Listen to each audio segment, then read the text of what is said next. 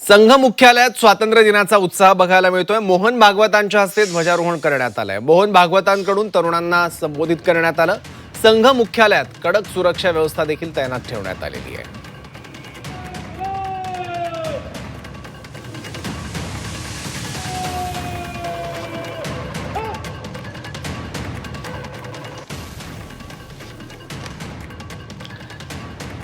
देशात आज 80वा स्वातंत्र्य दिन साजरा होतोय आणि यात संघ मुख्यालयात ध्वजारोहण करण्यात आलंय, तिरंगा फडकवण्यात आला।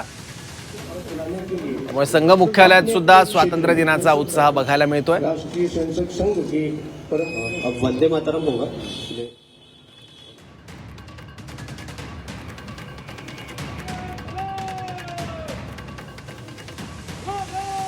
मोहन भागवतांनी यावेळी तरुणांना संबोधित केलं। काही दिवसांपूर्वी जेन झी सोबत मोहन भागवतांनी संवाद साधलेला होता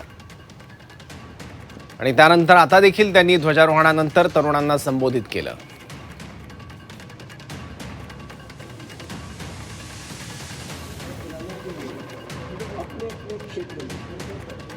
राष्ट्रीय स्वयंसेवक संघ के अब वंदे मातरम होगा।